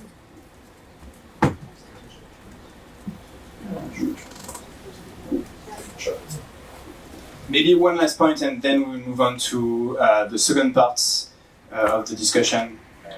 So please go ahead. Okay, it was a compliment for the discussion between Carlos and you, not Carlos too. Sorry, Carlos Ocari. What we do in France in the group of Paris Europlace, we test what we understand of the regulation of EIDAS with some lawyers. And for example, the technology of bitcoins, and we decide that we can just go to the level 2 of EIDAS, but not level 3, for example. So it's depends of what technical assets you use, because we're talking about using blockchain. But we can use different kind of technology behind. And when we do the experimentation for the banks, we regarding the point of the conformity with EIDAS, and we decided that for the moment we cannot accept all, because the banks are going to level substantial or high level, and in France you are not allowed to onboard the clients on the mobile or internet, so you are more on the high level than the substantial one. And for the moment, what we do, it was not on Bitcoin, but on Ethereum at the moment, it was not compliant with EIDAS. What I propose to you, Carlos, number 2, it's we are working with 10 partners on this point now, but regularity point and governance point. We can talk with you with the group. Thanks. Okay, thank you. So a lot of follow-up discussions to happen on this topic. So we have not a lot of time left. For the time we have, we would like to at least start the discussion about the European blockchain infrastructure and this discussion of identity. And the core question behind it is, what does it look like, this identity module inside the European blockchain infrastructure, and what are the regulatory framework that is needed around this infrastructure and around this module specific for identity, if the format is the one of a module that has to be discussed. But first, please, I would like to welcome again Peteris, just to give you a reminder of what the infrastructure is, so that we can have a clear view on that. Thank you very much. I gave the overall introduction this morning, but the European Blockchain Services Infrastructure comes out of Digital Day 2018, when our Commissioner Maria Gabriel and the Commission called for signatures by ministers of member states, mostly ministers of economy or digital policy, to sign up to create a European blockchain partnership. It meets for the 4th time tomorrow. It had 3 main goals from this year. First of all, to identify use cases where there would be substantial benefits from using blockchain for public infrastructure, for public use cases on a public infrastructure. Secondly, to have the functional and technical specifications, which we are aiming to have by the end of the year, and to have the governance. Why are we doing this? This is because in areas, for instance, of RegTech, shared regulatory reporting, there are 61 shared regulatory registers in the EU, and in a couple of cases there have been proof of concepts in relation to value-added tax reporting, for instance, and customs that has shown from this publication on the nodes, instead of sending huge data packets in 29 different directions to the Commission and to the other member states, and then processing and archiving in, let's say, identical or actually differing infrastructures, we could just publish them on the nodes of a shared blockchain. So next year, we would move to have a so-called Connecting Europe facility. It's a funding instrument of the EU for infrastructure, transport and energy infrastructure, as well as digital infrastructure for the member states that want to participate. These are the use cases around RegTech, also certification and notarization of audit documents and diplomas. So this will start next year. Why are we doing this? First of all, the savings. Obviously, if we can save 30% for each member state and 80% at the EU level, this is very nice. This is us defending the taxpayers' money. But also to be, as Ken mentioned, to try to be ahead Europe this time as a digital technology. And also because we wanted to shape the market. We wanted to push the market. There are elements out there on blockchain that are GDPR compliant. We just had the very nice report coming from the Blockchain Observatory and Forum that I recommend if you haven't read that. There are elements that are perhaps network information security, which is our directive on cybersecurity, compliant.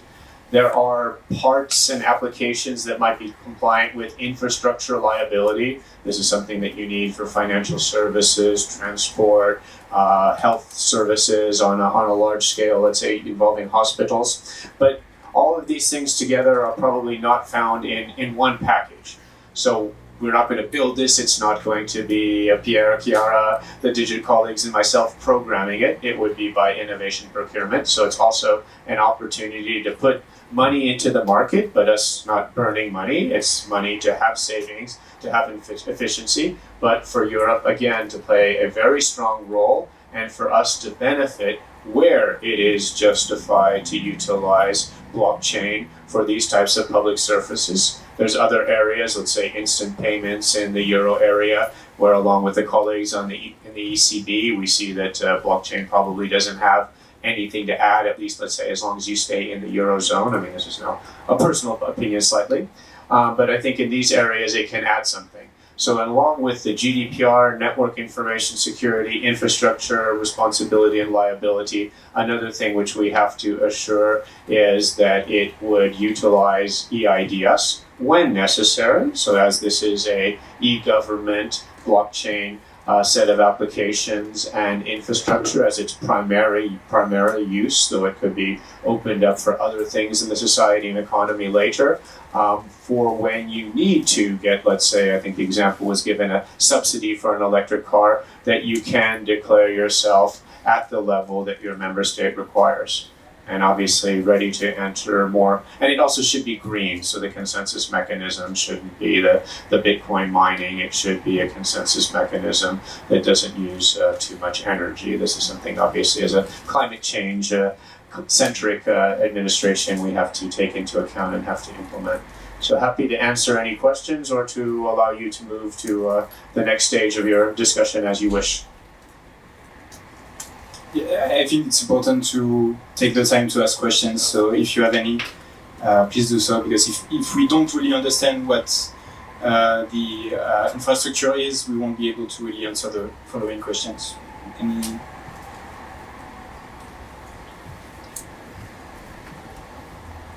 Well, thank you for that short presentation. You say that the Connecting Europe infrastructure is more of a funding entity than a project that the European Commission or any kind of entity will build themselves. So is it really one infrastructure that we're aiming at, or several infrastructures that will come together in a underlayer, digital underlayer for Europe? Well, with the Connecting Europe facility call next year, which would be 4 million euros, so also not a huge amount of money, these would be applications layers for these use cases, which would probably run on top of existing protocol layers, Ethereum Enterprise, Hyperledger Fabric, IOTA. I mean, the choice would be made once the call is made and once you have a group of member states and once the technical specifications are completed. But the further goal, which I didn't mention, then we go into the Digital Europe program, which is in the next multi-annual financial framework. This is what we call our budget for the next 7 years, would be then through an innovation procurement to buy, again, for this permissioned but decentralized blockchain. It would have the idea of having nodes in all the member states, probably eventually in regions and cities and maybe in universities and research institutes. This is again the wish of the member states, and as we work together, because this would be a common collaboration would develop over the years, but that there would be a protocol layer for this permissioned but decentralized blockchain that would be used for the public services. Obviously, things like tax reporting, it does have to have a certain level of security in terms of the infrastructure, and also the application layers cannot be shared openly, though there may be aspects that are transparent, for instance, in some of our Scandinavian member states. So, I mean, these kinds of things could eventually be programmed in to have this, how to say, open either to citizens of that country or other people who had the necessity to see. But this would be the idea. And if you go into the further future, that through a kind of interledger concept, this would be connected either through APIs or other ways which could come in the future with the other ledgers, with the blockchains that are out there as a layer of the decentralized future internet. I mean, obviously serving some public needs here, but not in any way a monopoly and trying to be, the blockchain for the world or Europe, but one that would have efficiency gains for us, and perhaps then could be part of this much wider layer, which might be inspired from the compatibility with privacy, cybersecurity, and other requirements that the European Union has, the so-called acquis.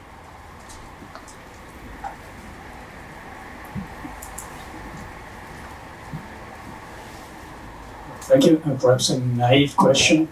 Since we have in place in many member states already eIDAS nodes, which presently has the purpose of cross-border e-identity breaching, do you think there might be some overlap between this existing infrastructure and possible infrastructure for, say, the European blockchain? I mean, could we think of augmenting these nodes so that they become the blockchain infrastructure? I mean, now I'm, my background is, my doctorate is in law, so I'll give kind of a lawyer's answer, which is probably too simple, and then we'll need to go into the details, I think, not just today, but in the future. I mean, I would say these nodes should be connected to this blockchain, and this would be the way that eIDAS would, assure the verification of those people who need to have a public presentation of their credentials for getting the electric car subsidy or so on. But I mean, I imagine it's more complicated than that, and that's why we have the Connecting Europe facility. And there's also a research call coming out of e-government for about, I think it's 10 million euro, that will be addressing EID and the once only principle in the context of the blockchain. So solving the details of that. But the vision is that that work would be connected directly to this work, and where you need to have verification that I am Peter Zilgalvissen from the Latvian government or from the Belgian government where I'm resident, I need to get this subsidy or this right, that this would be simple and seamless. But I mean, I know it's more complicated than that. So also those of us who are not the eIDAS experts are being educated on it. Yes, I'm not sure if I got it right.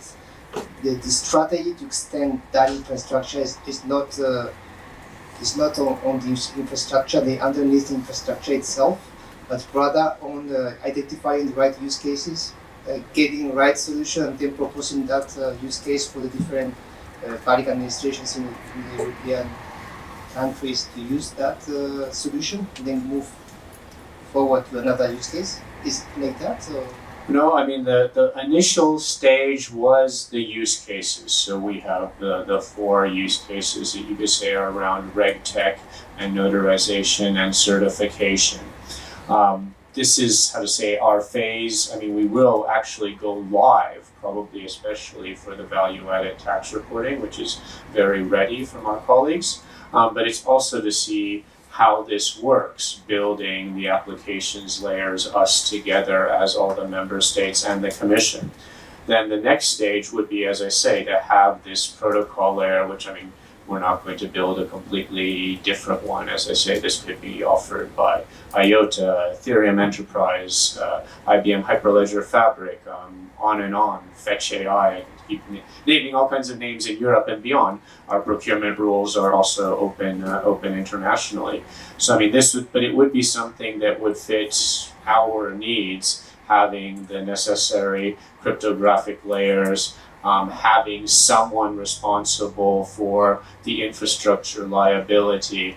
I mean, actually, to quote a colleague of our organizers here in a legal discussion that we were having at the so-called Wharton Group, which brings together regulators from Europe, North America, and Asia with academics. There was a discussion, well, what if you have a blockchain as a protocol layer under a stock market, and the blockchain has a hard fork or stops for some reason? I mean, it's more of a lawyers and regulators discussion. And the person, the colleague said, but the Ethereum Foundation is not responsible legally for anything, the way that, let's say, a provider of financial services infrastructure, IBM or DTCC, would be today. So, I mean, it's solving this kind of thing, that the thing stops and there's financial losses, or the thing has to be up and running exactly as it should be in 10 minutes. That needs to be assured as well for the public sector, especially if you put hospital health record exchange on it. It can't be simply, we had a problem with the blockchain. It will be up when the community fixes it. So, and that's again the idea. And so, I mean, just want to say, don't grill Petraeus too much. Feel free to grill me, but I mean, this might be boring. You can send me all kinds of questions by email afterwards. No, but what I meant by that is, I think, defining what we need and to put in place is a joint exercise. So, if you have a different answer than Petraeus, your view is as valid as his. or more valid. All due respect. No, I think this is really a joint exercise of figuring out what we need and for what benefits. So it should be a conversation. But just finishing then now, I mean, the view, I can quote a little bit the history of the early internet, where DARPA, the American Defense Innovation Agency, did the first innovation procurement, but then opened up to further development with the academics, which went off in the NSF net, National Science Foundation net, also to programmers, and also to investors who, for instance, set up the Wi-Fi, and you had this so-called technical meritocracy based a little bit on the peer review system of academia. That's the same thing here. We do not imagine at all that Peter Zilgovis, Pierre Maro, Benoit Abelus, or even the very able colleagues here from the Observatory and Forum know everything. We have a vision that we want to take forward to take advantage of blockchain, to have cost efficiency, better transparency, more user control of the data. That's where we want to get to. There could be other places we could get to, as well as with the internet. It went to places, hopefully mostly good places that weren't envisioned probably by the beginning inventors. And that is the idea now, that it will be a very open process, and very soon our commissioner will also be announcing stakeholders engagement and a process for having stakeholders outside of the member states and outside of just these working groups for their implication. So that's all coming, and you're all welcome. And by no means we think that all the wisdom is in these offices right here. I think the wisdom is out there, and hopefully we work all together towards a common goal. Sorry.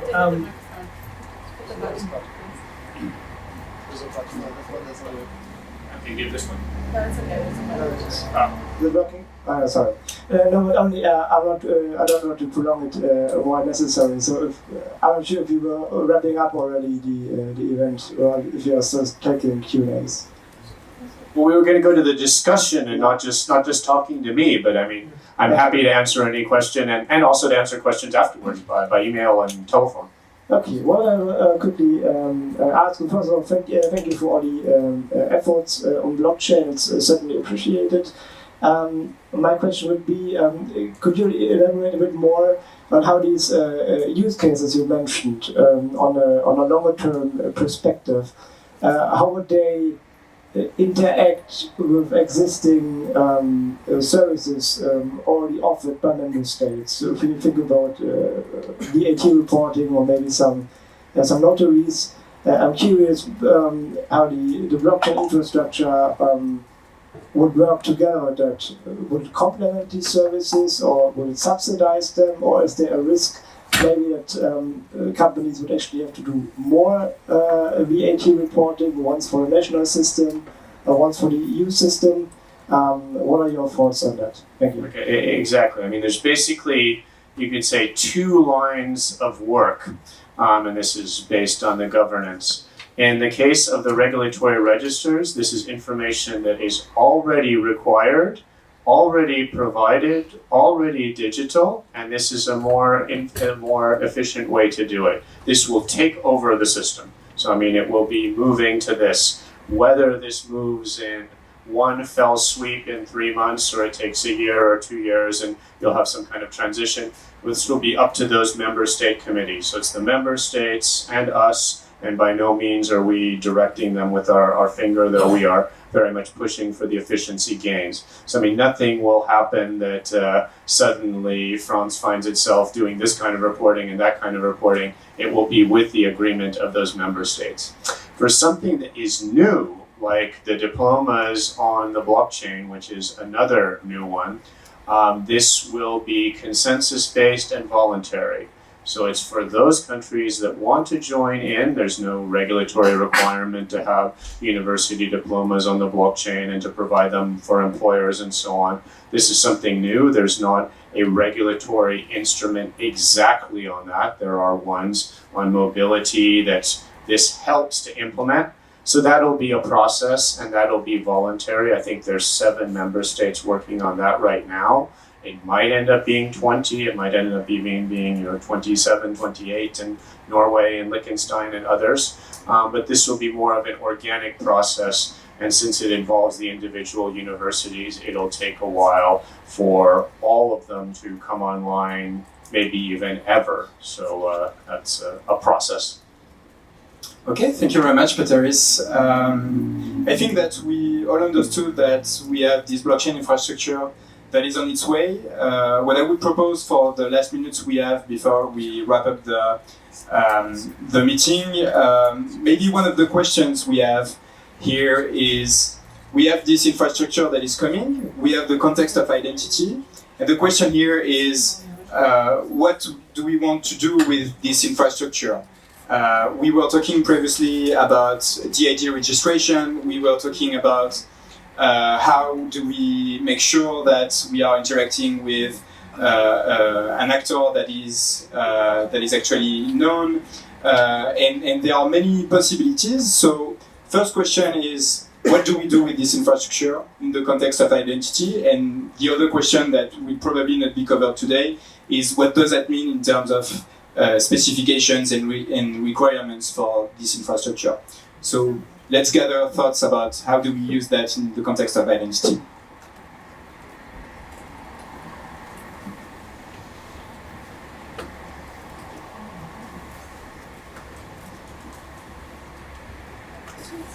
I'm sure you have thoughts about how to use that for identity. So maybe going back to one specific usage that we have seen before, we had this blockchain layer, if you remember, that was at the bottom of the slide, and we were saying, okay, on this blockchain layer, there is something that is optional, that could be useful, which is the DID registry. And so when we are thinking about this European blockchain infrastructure, is that something that would add value to the ecosystem, to have that DID registry onto that European blockchain infrastructure? Are there other elements that we think would be useful to add in that infrastructure? That is the discussion that I'm trying to kickstart right now. I think that if we have this primary identity provided by ADAS, which is could be linked to several DIDs for the same person, if that link could be provided by this kind of infrastructure, it could be very interesting.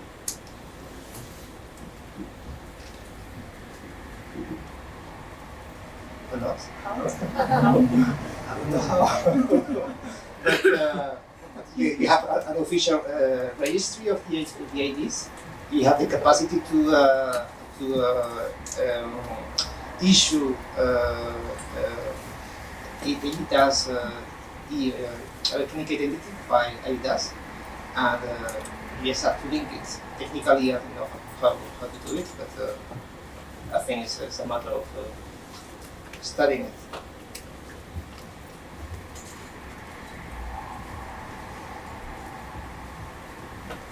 Just want to underline one point. So if we use the European blockchain infrastructure as a DID registry, it means that everybody that wants a DID, so a decentralized identity, needs to be able to write on that blockchain. So basically, this should be a kind of public blockchain, from my understanding, because when I create my DID, I need to write a transaction on the DID registry, if my understanding is right. Somebody else. May I take this question? In general, there exist DID specifications, DID implementations that don't rely on any data stored on the blockchain at all. So, for instance, in Newport's case, we are building on the Ethereum blockchain.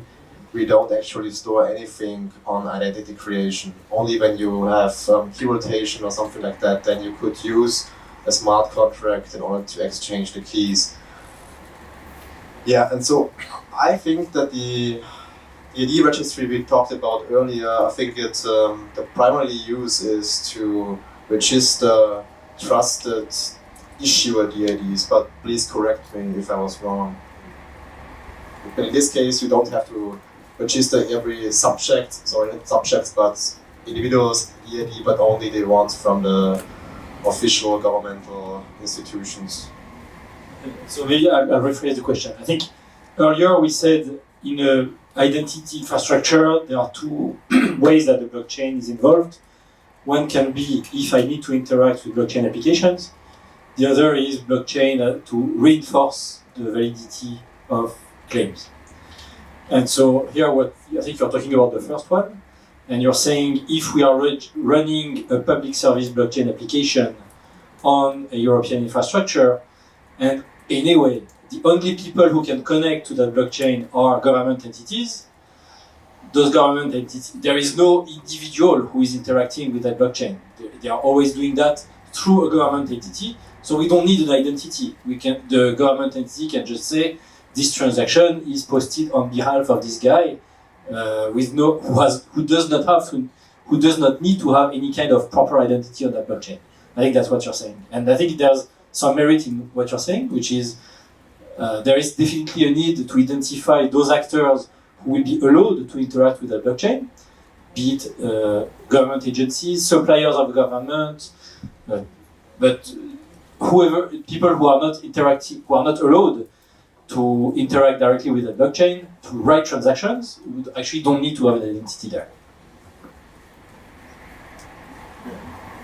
Yeah, I was sort of saying, thinking about the same thing. I personally would want a DID of me being published on a government blockchain for everybody to read. What I do envisage is that organizations, like again this organizations that are registered by the Chamber of Commerce. Chamber of Commerce is an organization of the government. and that they can be reached, or that there is a DID with a DID document that allows them to be reached from a public perspective, is something that you can think about, and maybe they can choose. Yeah, I was just also bringing something up, that there's a difference between DID revocation and verifiable credential revocation. Which is, could you please explain? Yeah, because DIDs is about the relationship between a DID and the DID document, which is only a public-private key relationship with one entity. And the other one, verifiable credentials, is about an issuer provides an attestation to you, like, okay, this is your driver's license, and then the issuer could revoke the attestation at some time in case you are speeding or something else.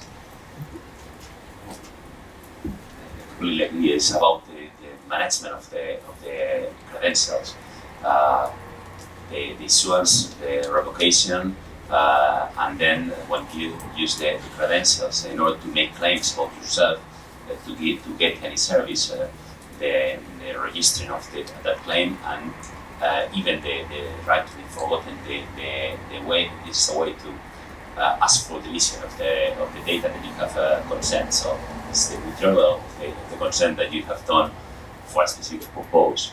And then also when you provide some information, you provide that information registered on the blockchain with a given valid period. So the receiver of that information is obliged to delete the information that is on his systems when the validity period finishes, and mark on the blockchain that he has done that. So the deletion, the asking for deletion and the confirmation the receiver of information has deleted the information could be registered on the blockchain. That gives more value to the blockchain than just storing the public keys.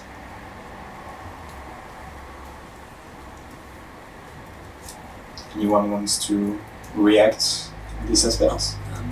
About the ability for the users to write on the blockchain. Of course, he has only the right to write on the blockchain those actions after his identity has been created, and the creation process is a singular one in the fact that as I cannot write in the blockchain, I need the help of one previous member of the blockchain in order to help me to create my identity, because at the end the transaction has to be signed by me, but I don't have access, so somebody has to give me this pass-through.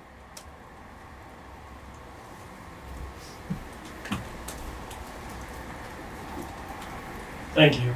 Just on that last point as well, so the Sovereign Foundation is an interesting setup because the Sovereign Network is a permission public network, and people often think that permission and private means the same thing, and public and permissionless are the same thing, when clearly there are two different dimensions, and this is the perfect example of that, because in the Sovereign Network,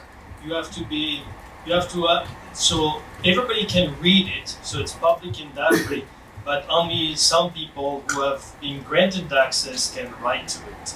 And so it goes through, I won't get into more detail, but I think there's the notion of trusted anchors that go through a process of onboarding, and once they have that credential, they can then write to the system.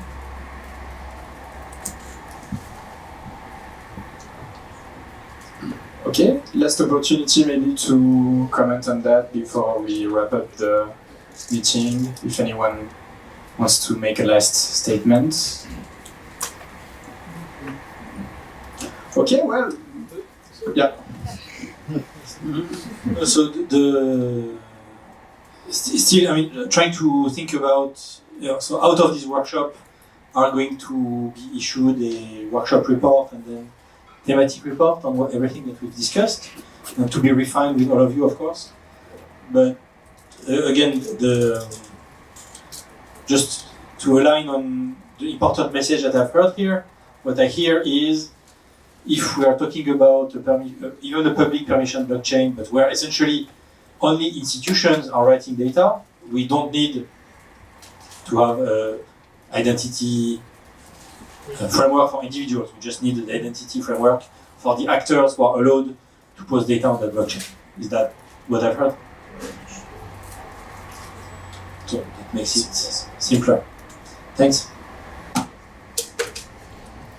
Okay, well, thank you very much, everyone, for coming to this workshop, and congratulations to the last survivors that are still in the room today. So, as Ken was saying, we would have a thematic report that will be coming out of these discussions. First, we are going to have a workshop report that is going to summarize all that was said today and try to refine the first elements that were presented to you today.